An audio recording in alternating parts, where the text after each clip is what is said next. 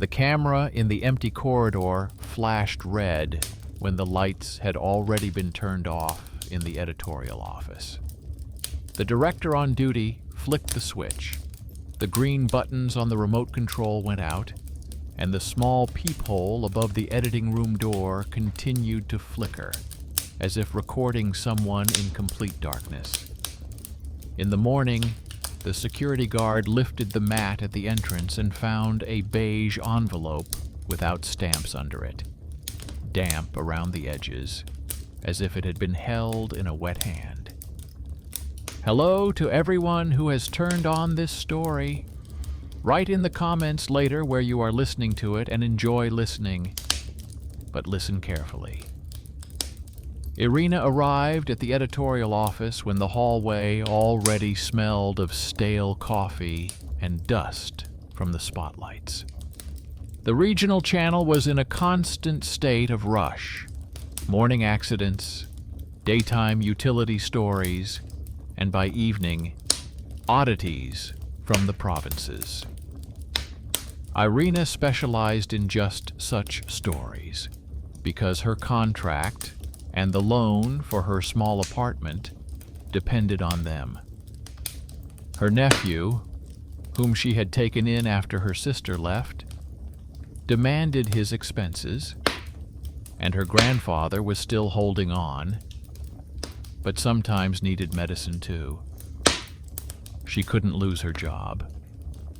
A beige envelope lay on her desk on top of the news summary. The name of the editorial office and her name were neatly written on it. The letter was not listed in the incoming correspondence log. The security guard said he found it under the doormat in the morning and assumed that one of the night workers had simply forgotten to hand it in. Irina opened it anyway. Inside were sheets of graph paper torn from a school notebook. The handwriting was different, but the tone was similar. A request to document the miracle. The people called themselves residents of a small village that was not on the map, complaining that navigators led people past it, as if it did not exist on paper.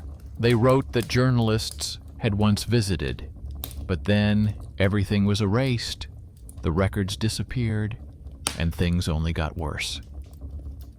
At the end of the letter, they thanked her for an old story about another village, where Irina had investigated a legend about unclean water and found a normal, rusty system. The last line stood out. Under the thank you note was a surname she hadn't used in a long time, her mother's maiden name.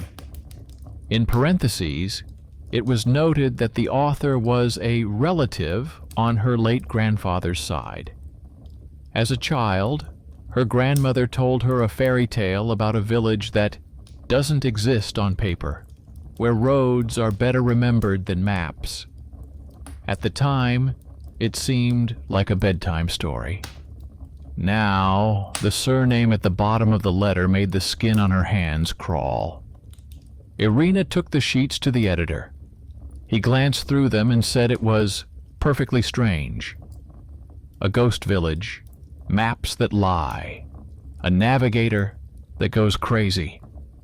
He suggested sending a small group, her, a cameraman, a sound engineer, and a driver in a company minibus.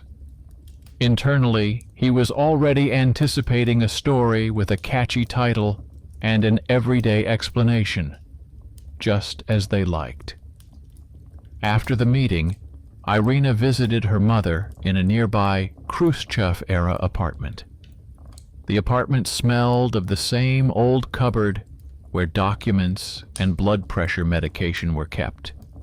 When asked about the village that was not on the maps, her mother became wary and said that in her youth she had heard about such places, that her father used to travel along the line to check rural hospitals in those parts.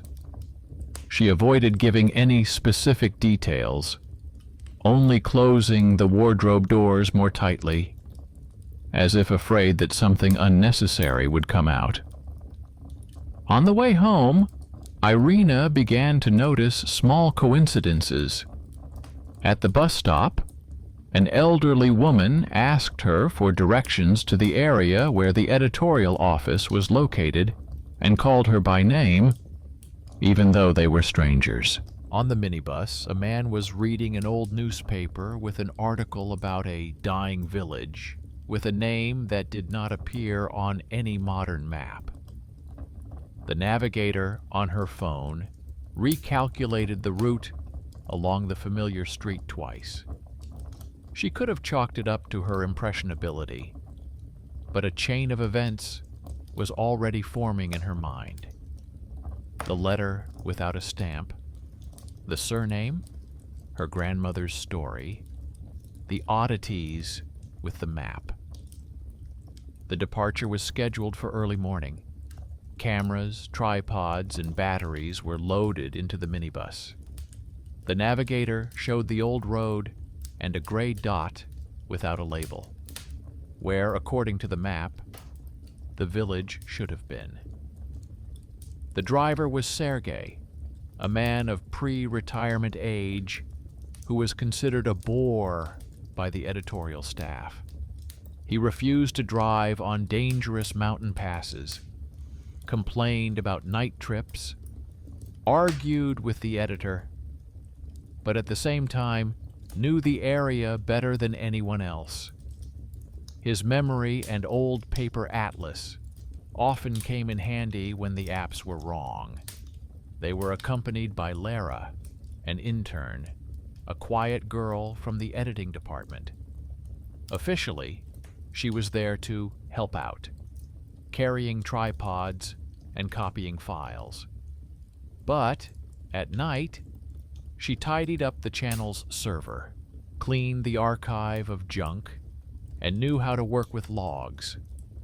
The hierarchy didn't take her seriously, but she saw things that others considered trivial. Incorrect file dates, missed trips, strange coincidences in numbering. The city quickly fell behind. Further on were fields, sparse villages, and strips of forest. The navigator guided them confidently until, at one intersection, it suddenly announced that they had arrived. Outside the window, there was only an intersection, a tire repair shop, and a path leading to the forest. Sergei cursed under his breath, checked the paper map, and said they had to continue on to the old turn to the former state farm. At that moment, the navigator showed that the car was standing in the middle of nowhere. Lyra glanced at the internal map of their tracker on her laptop and saw that the company car was also moving across a pale, unlabeled spot. Sergei remembered that many years ago he had already traveled to these places with another correspondent. There were glitches then too, and the story never came out. The editorial office was hit by layoffs, and the flash drive with the material was accidentally overwritten. The correspondent was a young man from the city who kept joking about the ghost village. Irina knew that her father had worked as a freelancer for the same channel in his youth, but they rarely talked about it. The connection between this memory and the surname in the letter became another thread to that very old connection that no one wanted to touch. The road was getting narrower and worse. Old concrete posts appeared on the sides of the road, with only peeling paint remaining. In one place, Irina noticed a crooked sign, similar in shape to a sign with the name of a settlement, but without letters. The navigator stubbornly showed a gray spot. She photographed it, more out of professional habit. The shot might come in handy for editing later. At that moment, Lara took a screenshot of the map and saved it separately, as someone who is used to looking for inconsistencies in small details would do. The village appeared as if out of nowhere. The forest parted, and several streets with low houses, gray fences, and old mailboxes opened up ahead. Everything looked too complete, as if someone had assembled the village from fragments of memory. No new cottages, no bright plastic windows. The navigator showed that they were driving through nothing. The car stopped at an intersection, and Irina got out. The air was thick and humid, smelling of rotten hay and stove smoke. They were immediately looked at, from behind curtains, from porches, from behind fences. Several people came out onto the street without asking any questions. They called them by name as if they had known them for a long time. Irina, by her first and middle names. Sergei, by his first name, like an old colleague. Lara, by her full name, which she hardly ever used. Irina felt a chill inside. There was a rational explanation. They could have seen them on TV, heard about them from the local administration, recognized the car.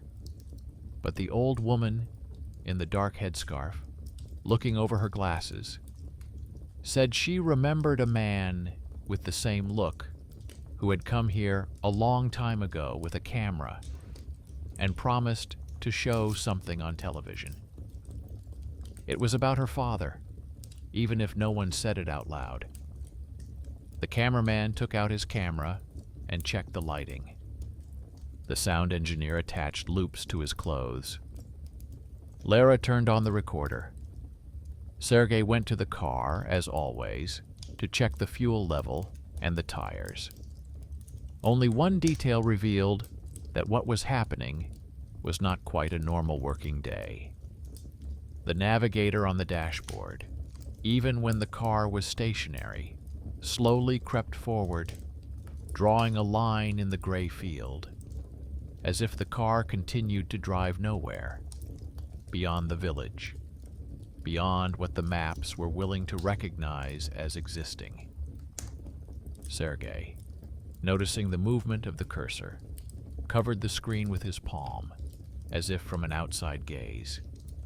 He said that the navigator was most likely glitching due to a poor signal, and suggested simply turning it off so as not to be distracted.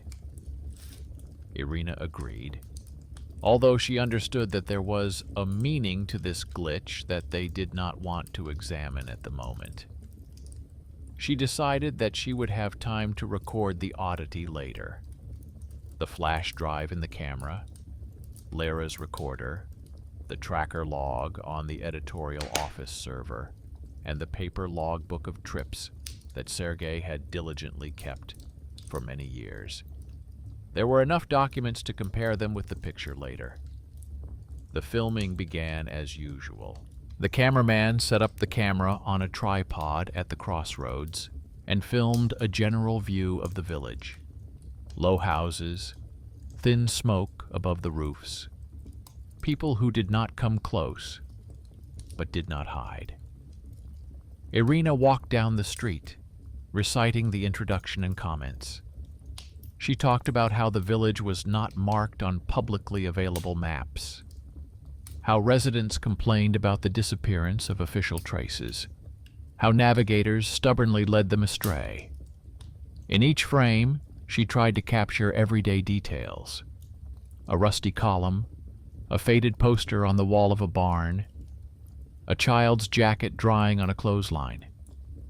People agreed to short conversations. An old man leaning on a stick told me that the postman hadn't been to their village for a long time, that letters were brought by rare relatives from the city, and that electricity bills were sent to a neighboring village where they were forwarded to the right house. A middle-aged woman explained that her children had left to study and could not re-register because the village did not exist in the database. An old woman in a headscarf repeated that the authorities had seemingly erased them, but they were still alive. All the stories had the same theme. People did not complain about evil spirits or miracles. They complained about the absence of lines in the papers. Irina asked Lara to note the time of each such confession. The intern sat on the side of the road with a laptop and a notebook, recording who said what and when. She did it habitually, as if she were editing, only now there were no files, but real people. She noted where words about mail receipts and the navigator were mentioned. She thought it was important to later check these moments against the tracker logs and the time that the system records for each service call. This was her hidden front of work, which no one asked her to do, but which she was used to doing.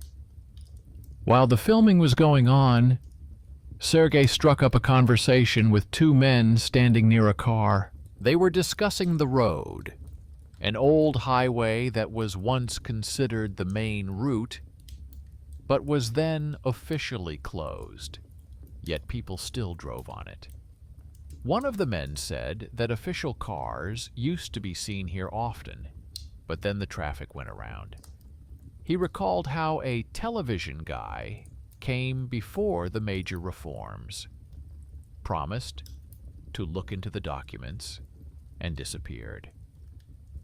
Sergei gradually learned details that matched his long-forgotten memories. The description of the car, the camera on his shoulder, his manner of speaking. Everything pointed to one person, a young reporter he had worked with in the late 1990s, who happened to be Irina's father. Irina knew nothing about this. It was enough for her that the old woman in the headscarf had repeated several times that she had her father's gaze. It sounded like a strange compliment, but a chill ran down her spine.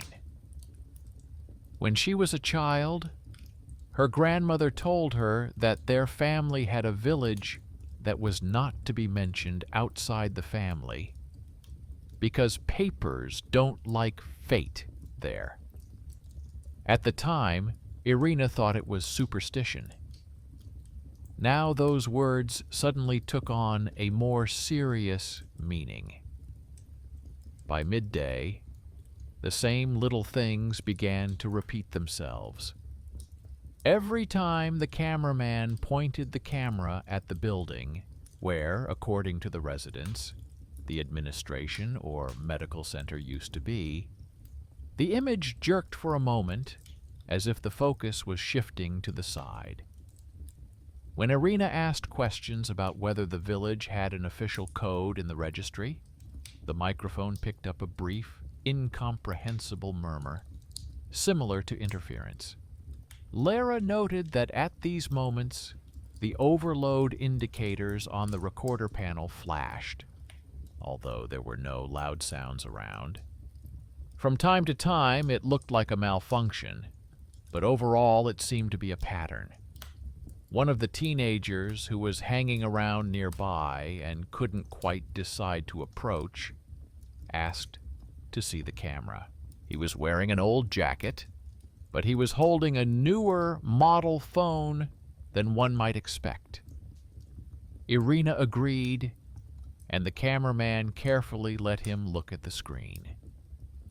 The boy said that his phone's map also showed a blank space, even though he had lived there his whole life. He showed how the navigator was stuck on a gray spot, even when he was standing in the middle of the street. He was childishly proud that their village was even feared by the map. His words did not convey mysticism, but rather a child's attempt to make sense of something that only angers adults. During a short break, Irina sat down on the porch of one of the houses and took out the letter that had brought them here. She compared the handwriting in the letter with the handwriting on the notes that the residents exchanged with each other. One handwriting, the one from her relatives on her grandfather's side, matched the handwriting of the old woman in the headscarf when she signed some list for the village store. It was the very same hidden connection. The woman who signed the letter as a relative did indeed belong to their branch of the family. So the article about the miracle was not only a request for a story, but also an attempt to get someone in the family to return. Another line of observation was less personal. While everyone was eating their so-called field lunch, Lara glanced at the trip log that Sergei always carried with him.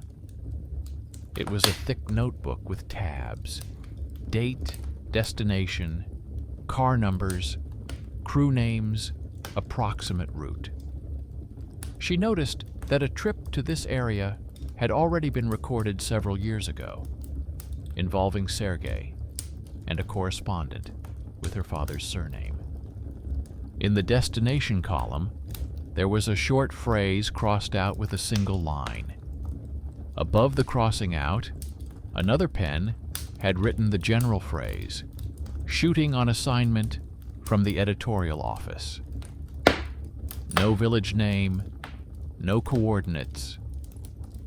For someone accustomed to Sergei's meticulousness, this seemed strange. When the sun began to sink toward the horizon, Irina suggested taking a few more general shots of the village. The cameraman took the camera and climbed a small hill on the outskirts.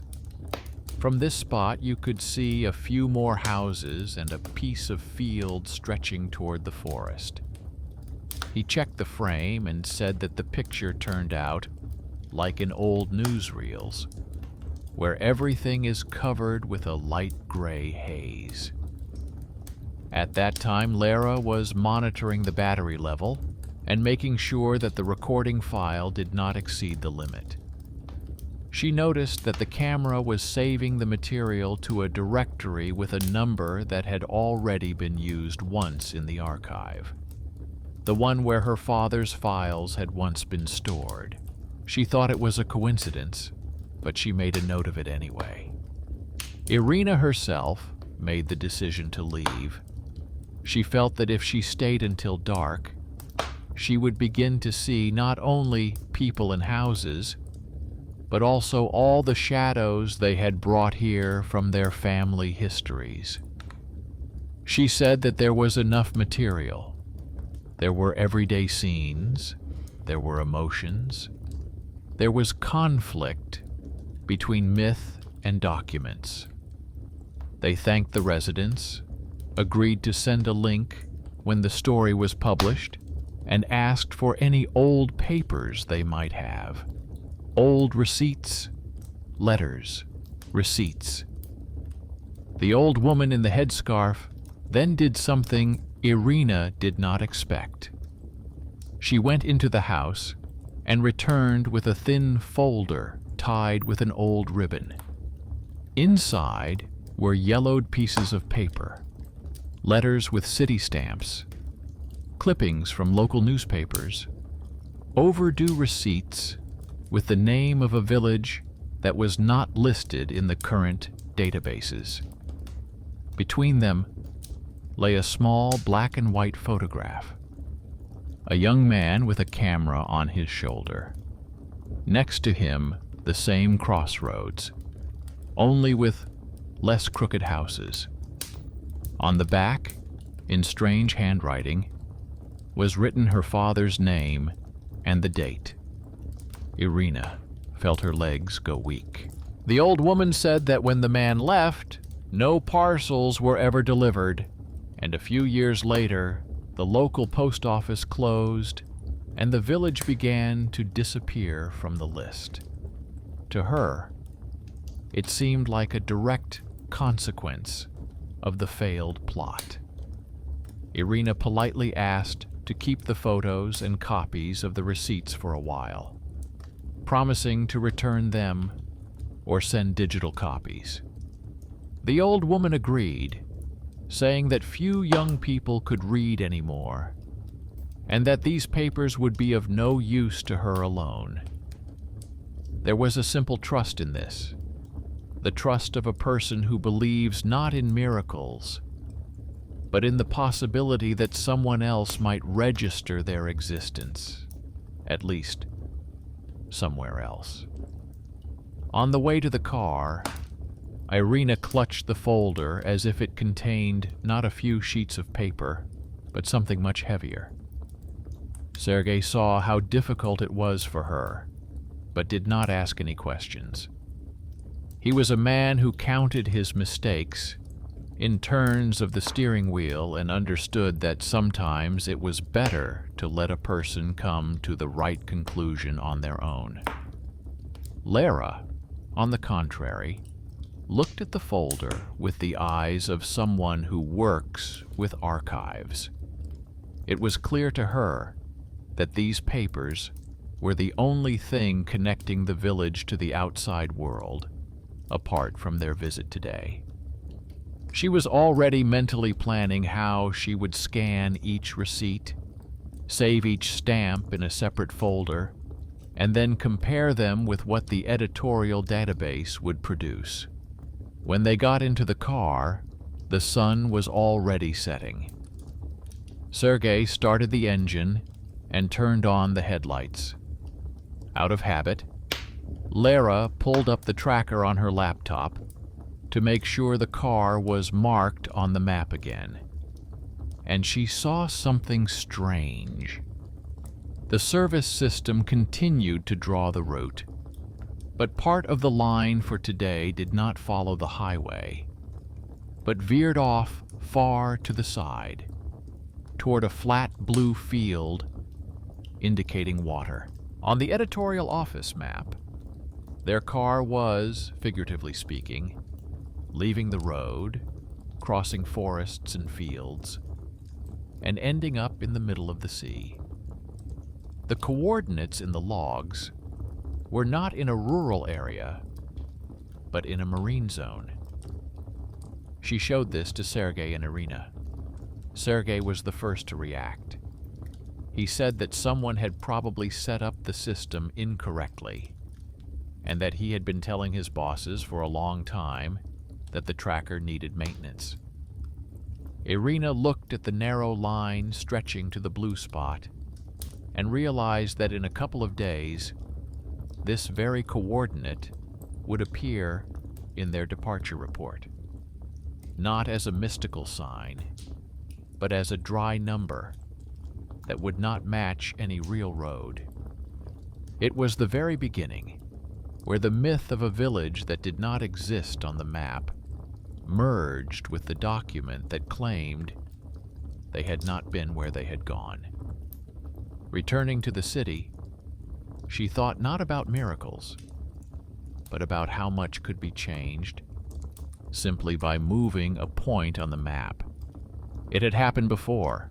Her father's trip remained in Sergei's notebook without the name of the village, and the story never came out. Now she had the opportunity to do things differently. But to do so, she not only had to edit the scary picture, but also preserve all the dry traces, screenshots of the map, tracker logs, photos of road signs without text, and pictures of old receipts, and find at least one person in the editorial office who would help her keep these traces from quietly disappearing. They returned to the editorial office in the evening, when the pre-release hustle and bustle was already beginning in the corridor. The minibus was driven into the courtyard, and the equipment was unloaded onto the usual table in the editing room. Everything looked like the usual end of a business trip. Irina took the folder with the village papers to her locker, hung up her jacket, and drank cold coffee from a paper cup. Inside, she still felt the same heaviness, as if they had not yet traveled the entire road. First, she filled out the official report, the date, the composition of the group, the time of departure and return, and the approximate route. In the destination column, she carefully wrote the name of the village as it appeared on the old receipts from the folder. Her hand trembled slightly, but the pen drew the letters evenly. Next to it, she wrote the coordinates that Lara had copied from the tracker, the very same sea point. So, in one document, there was both the real road and the digital open sea. Sergei, seeing this, just shook his head, but did not correct anything. Irina drove home after dark. Her nephew was waiting for her in the apartment with his notebooks on the table and a pot of soup on the stove. She heated up dinner, checked his homework, and listened to his brief complaints about school. Then, when her nephew went to his room, she took one of the village receipts out of her bag and placed it next to her own loan payment. Both pieces of paper had numbers, names, and stamps on them. One represented her life today. The other represented someone else's life, which someone had quietly erased, leaving only a paper trace. At night, she dreamed not of the village, but of the editing room. A dark hall, rows of monitors, bright strips of timelines. She sat at one of the consoles and tried to find a segment on the timeline where an old woman in a headscarf was handing over a folder. Each time, the track shifted, moving into an empty gray area where there was no sound or image.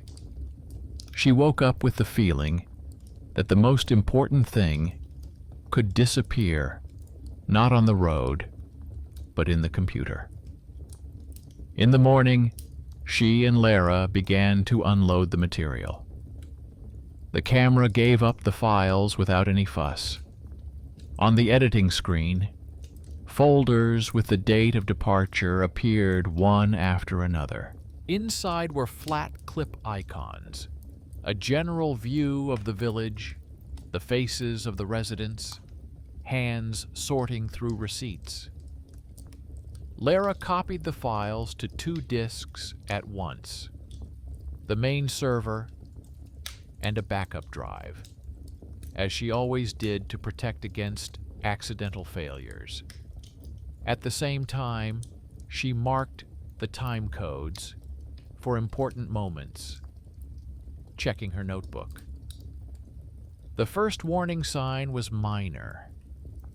In one of the clips, the time counter inside the file showed a different number than the external time code of the camera. The shift was small, but it repeated itself in the very passages where Irina asked questions about documents, registration, and databases. In everyday scenes, children at the speaker, cows in the yard, the time codes matched. Lara noted this in her notebook. She was used to such oddities on old tapes, but numbers from digital cameras did not usually behave this way. While Lara was working on the files, the editor approached Irina. He looked at the list of stories for today and said that it would be better to postpone the village story for a couple of days. There was an urgent accident, a new conflict with the management company, and officials traveling on the highway. Irina replied that this was fine, but asked him to at least note the release date in the plan so that the topic would not be lost. The editor waved his hand and said that the topic was interesting and would not be forgotten.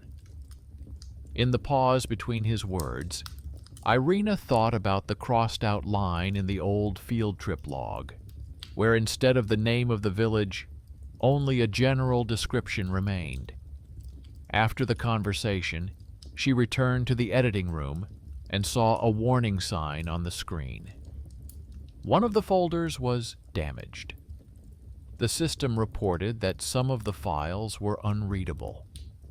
Lara calmly, almost automatically, copied the list of problematic clips into a separate document and tried to open them with different software. Nothing helped. The files where the old woman holds out a folder with papers and talks about a previous, unbroadcast program were marked as corrupted. Only the general plan, everyday scenes, and empty stretches of road remained. Lara said that this sometimes happens. Flash drives fail. Cameras record with errors.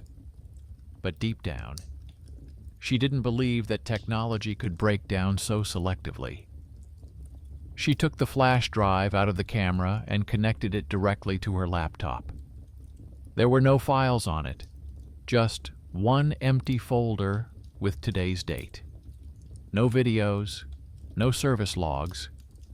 It was as if the technology had been to the village but hadn't officially recorded anything.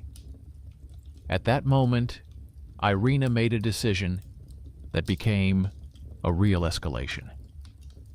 She took her own external hard drive out of her backpack, an old habit from the days when stories could be lost for political reasons. She asked Lara to transfer everything that was left onto it, including the files that the system considered damaged, as well as screenshots of maps and the tracker. Lara did not argue. She treated data the same way Sergei treated roots. An extra copy never hurt. They created a folder on the drive with a neutral name, without mentioning the village. This was a minor violation of internal regulations, according to which all material was to be stored only on editorial media. In the afternoon, a man from the technical department appeared at the editorial office. He was responsible for the servers and usually only communicated with management. This time he was called because an error had appeared on one of the disks. He connected to the system and looked at the logs. He said that at the moment, the village files were being copied, there were brief power surges, and the server managed to switch to backup power, but several records could have been damaged. He advised not to upload material during peak loads in the future. For him, it was a routine, technical note. For them, it was another piece of the puzzle. The hardware had stumbled, just as they were trying to confirm the existence of a place that did not appear on the map. This technician was a short man in his 40s who usually went unnoticed in the corridors. He was called for help when the editing stations broke down, but he was only remembered in case of accidents. Lara knew him a little better. He was the one who once helped her retrieve an old archive that was thought to be lost forever. At that time, he showed her how to retrieve files from shadow copies and backup logs that even the editor didn't know existed. Now, looking through the logs, he noticed that fragments of the broken clips had been preserved in the backup system after all. He said that it was possible to try to assemble them manually, but it would take time and require precision. For official reporting, this was unnecessary. No one from above demanded that a couple of seconds, with an old woman's hands and a stack of receipts, be restored. But his curiosity and some kind of inner solidarity with those who don't like it when data disappears without a trace played a role. He suggested that Lara come in the evening after her shift, and together they would see what they could salvage. This was the intervention of that very unexpected benefactor, a man with access to resources who decided to use them not for the sake of a report, but for the sake of truth in a small story. As the day went on, Irina was busy with other tasks. She recorded short comments in the studio, coordinated the leads, and looked at the running text of the plan. But her thoughts kept returning to the village, especially to the photo of her father standing at the same crossroads. She understood that his story had ended not with mysticism, but with figures of silence. The story didn't work out. The recording was erased. The village turned out to be unconfirmed. Now she had two choices: repeat it or do something different. In the evening, when the news had already aired, the editorial office was empty. Only the night shift and the editing room remained on the floors. Lara and the technician sat down at a separate station where the backup system was available. Tables with dates, file numbers, and statuses appeared on the screen. Lara marked the time of the pieces she needed, comparing them with her notebook. The technician pulled small fragments of data from the shadow copies, putting them together like a mosaic into a new clip. The process was slow, but sometimes it yielded results. In one of the restored segments, the hands of an old woman with a folder appeared. In another, there was a general shot where, in the background, you could read a fragment of an old sign with the name of the village, almost erased by time. There was almost no sound, only a dull rustling. That was enough to prove to myself that all this was real and not a figment of collective imagination. At the same time, Lara was working on her own. She retrieved the logs from the company car's tracker for the last few months and downloaded them into a spreadsheet. She compared the routes of regular trips with their trip today.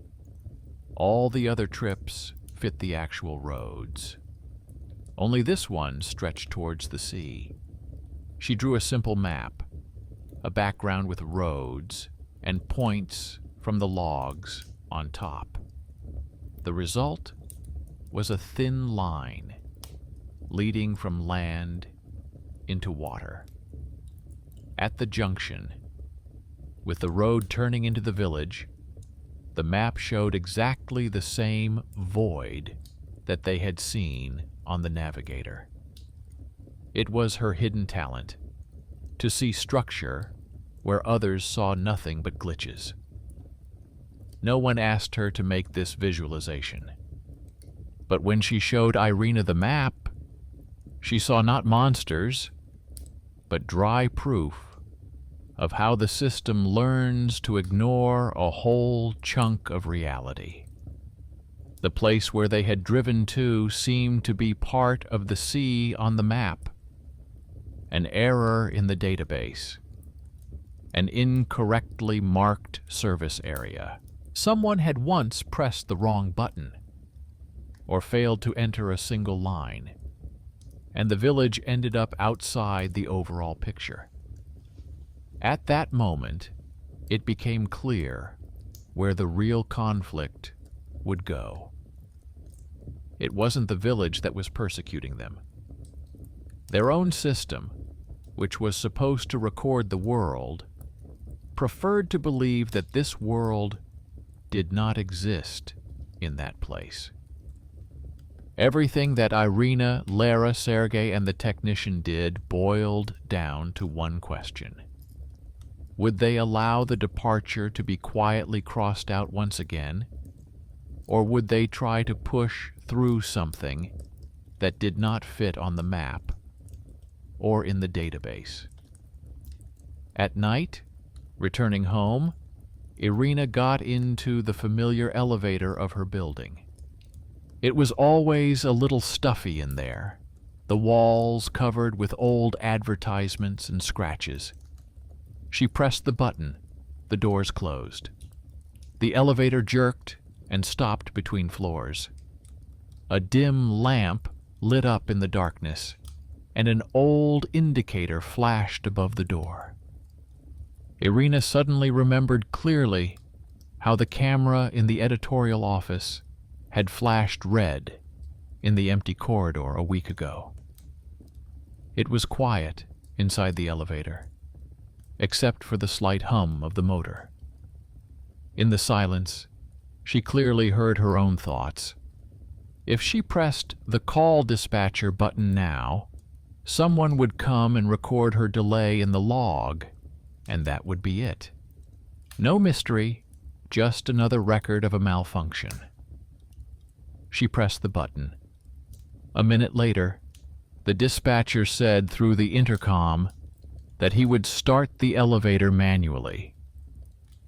The elevator slowly moved and stopped at her floor.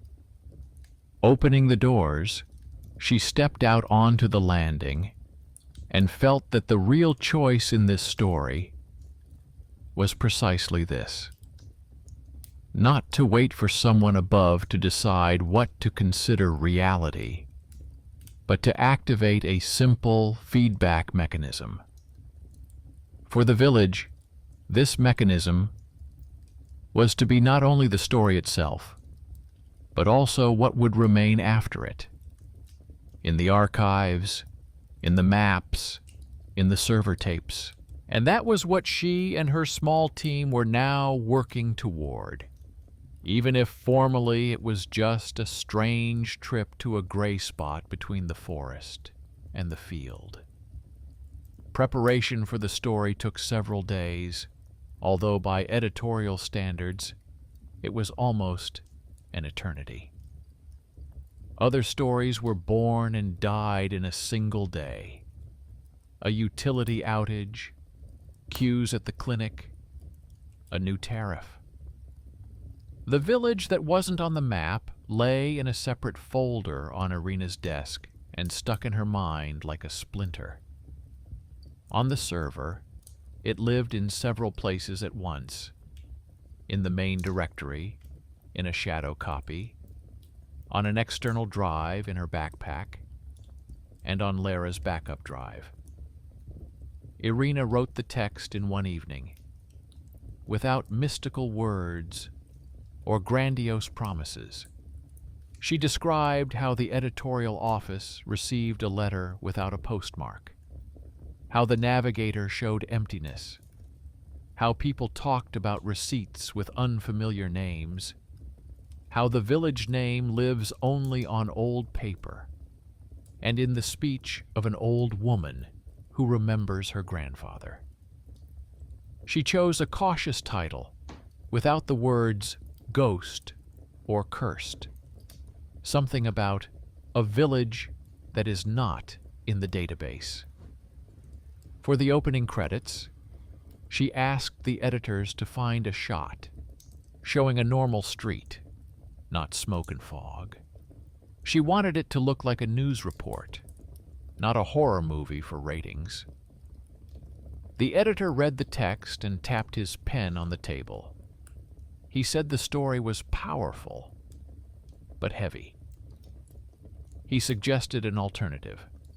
Keep the mystical beginning, with the navigator and the village disappearing from the maps, but remove or shorten the details about the receipts, the tracker, and her father's old archive. He argued that viewers get tired of paperwork, but everyone loves strange coincidences. In his logic, the plot about disappearing into the digital realm could survive without boring lines. To Irina, this sounded like a repeat of an old mistake, showing only what looks like a fairy tale, and again, giving the system the opportunity to quietly forget the rest. She asked for some time and went to the editing room. There, Lara had already put together a rough cut. General shots of the village, faces, a column, an old woman's hand with a folder, a close-up of an old receipt with the name of the village, and the amount for electricity. Each frame had notes attached to it, explaining why it was important. The technician, who was helping with the restoration, sat nearby, reviewing the logs and repairing damaged fragments. For him, it was a rare combination: living history and a real opportunity to apply skills that are usually only remembered once a year. At that moment, a man whom Irina was used to seeing only at large meetings and on screen entered the editing room. He was the host of one of the channel's original projects, older than her, with a firm voice that was considered almost official in the region. He rarely appeared in the daily news, focusing instead on documentary series and special reports. He heard about the strange village from the editor and asked to see the rough cut. He had a resource that Irina did not have: the right to push a complex story onto the air, bypassing some of the intermediate approvals.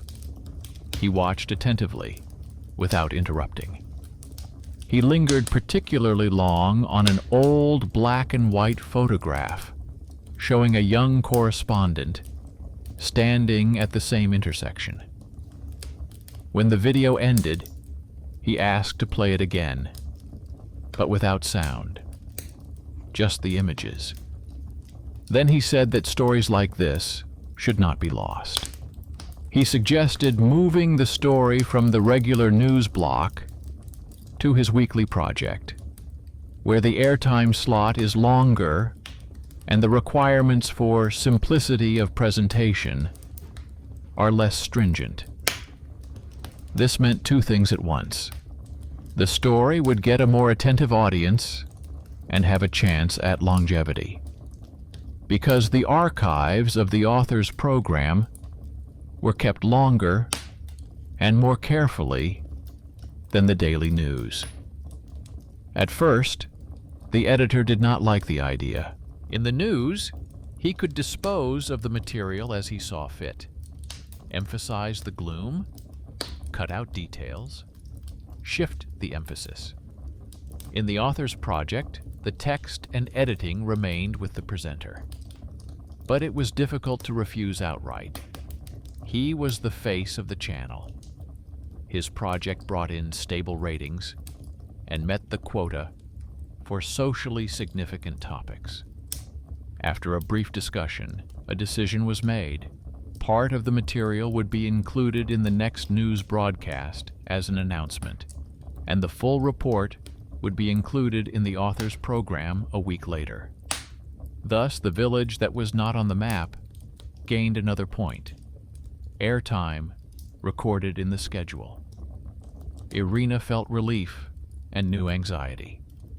Relief, because the story now had another strong supporter.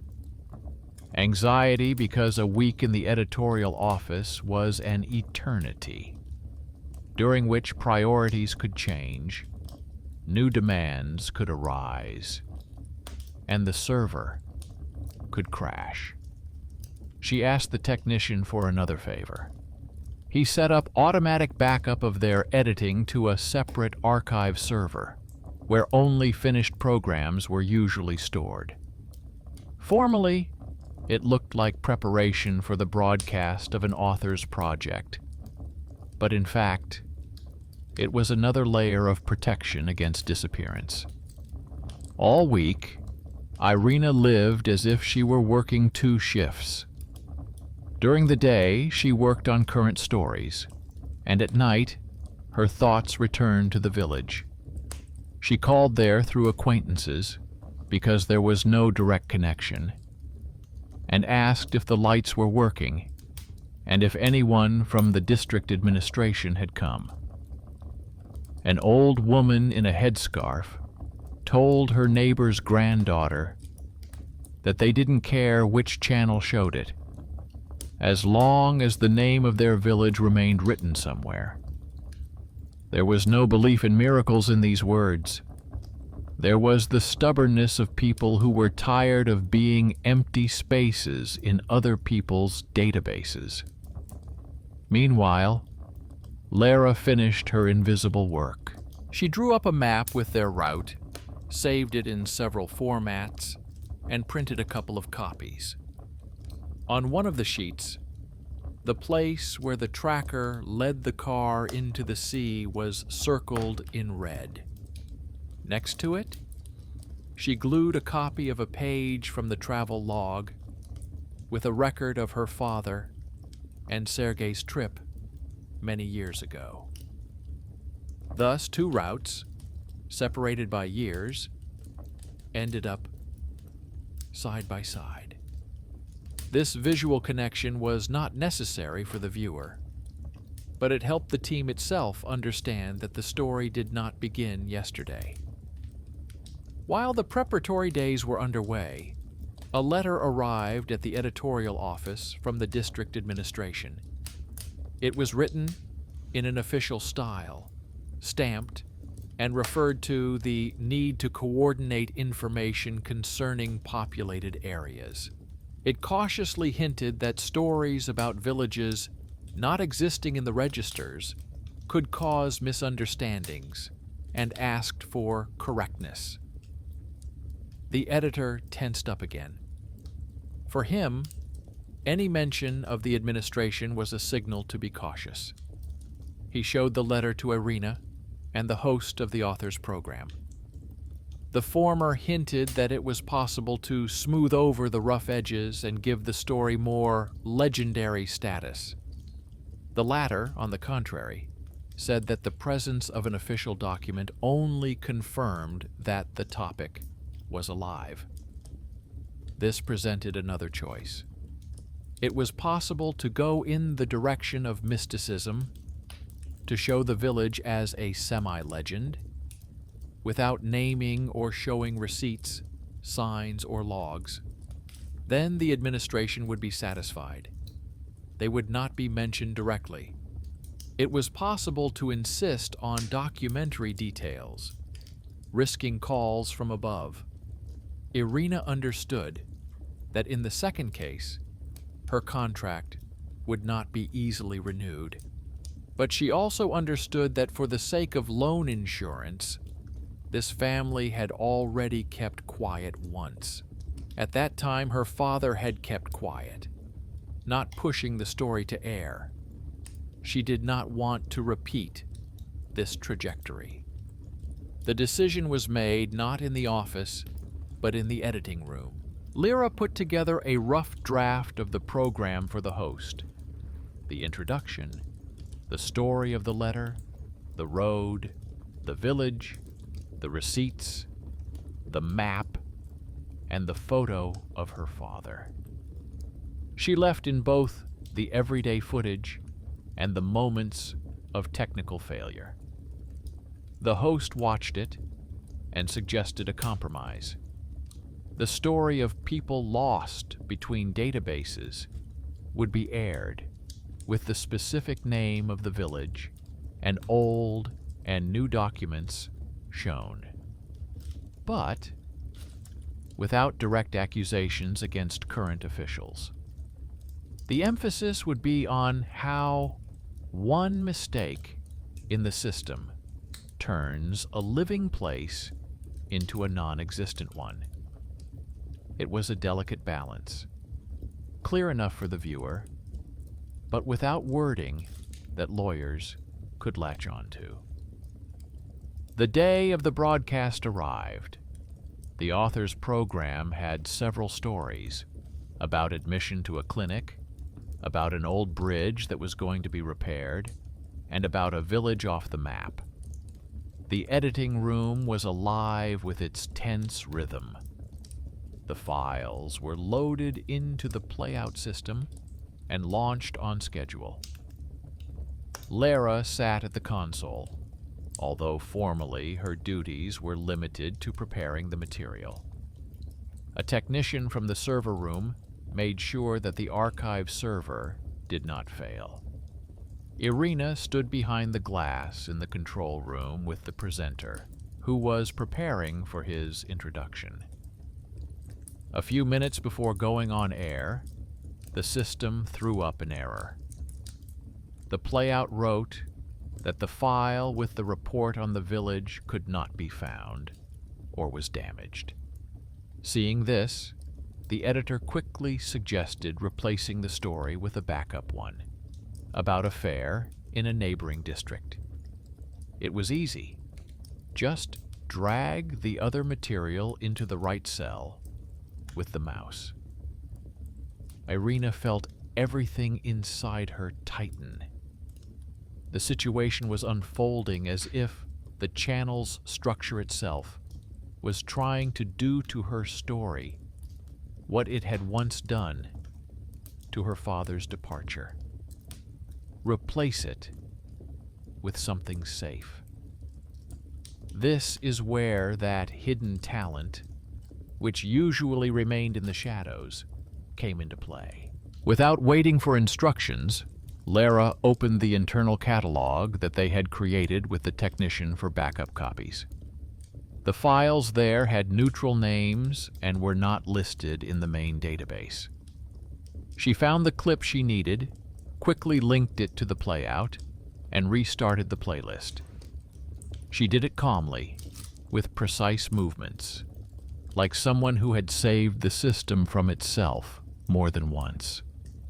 The editor was about to protest the intern's interference, but the host raised his hand, signaling that the matter was closed.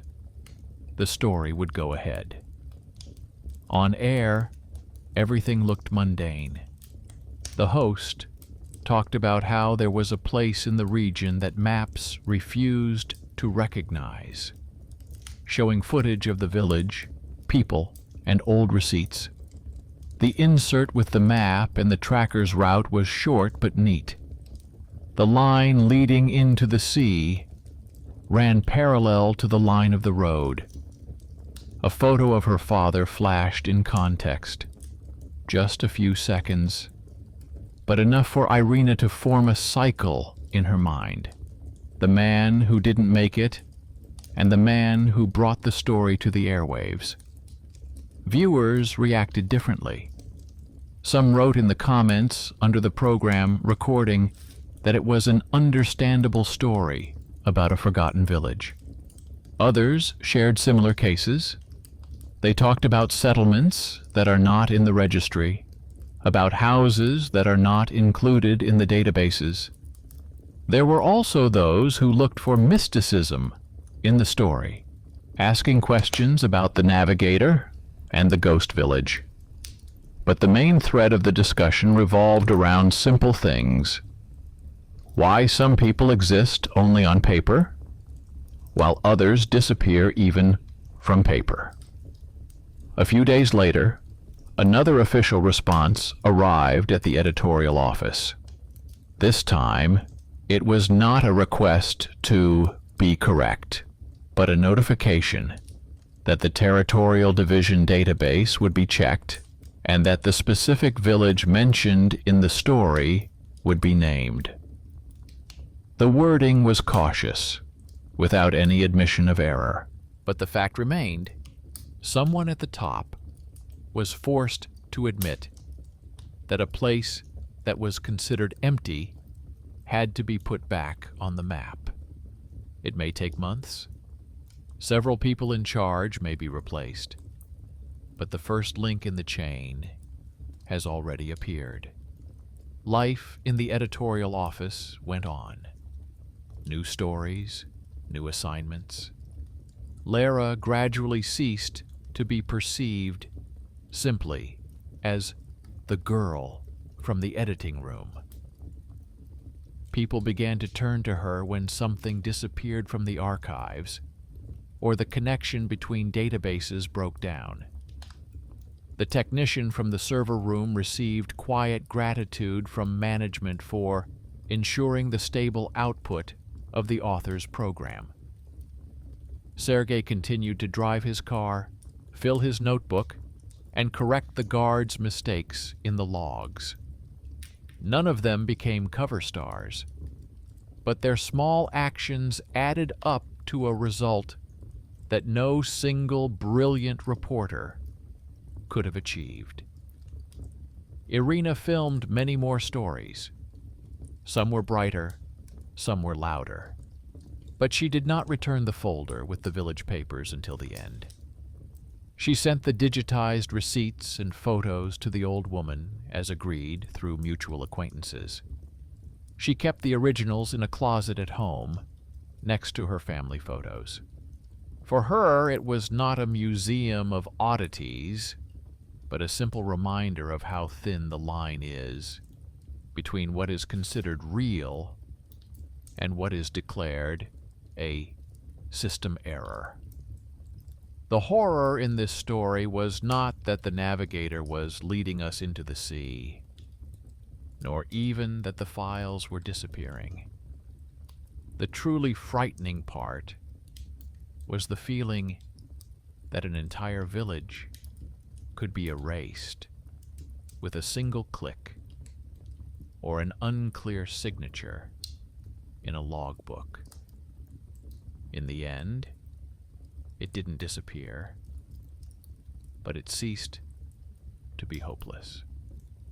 Several people in different positions, the driver, the intern, the technician, the presenter, each took a small step toward justice. Not for the common good, not for the sake of loud slogans, but out of professional stubbornness and personal conscience. The village, which for a long time could not be found on maps, did not turn into a tourist attraction and did not acquire the status of a miracle. It remained a place where people live, where chimneys smoke and bills arrive. The only difference is that now there is a record of it on the air, a line in the database, a line on the tracker map, and several copies on different servers. It is no longer so easy to erase. For those who watched the story on television, it was just an interesting story. For Irina, it was the moment when family duty ceased to be a shadow and turned into a chain of concrete actions. And in this quiet, almost imperceptible to the outside eye, balance was the very emotional denouement, where the terrible does not disappear, but ceases to be a final sentence.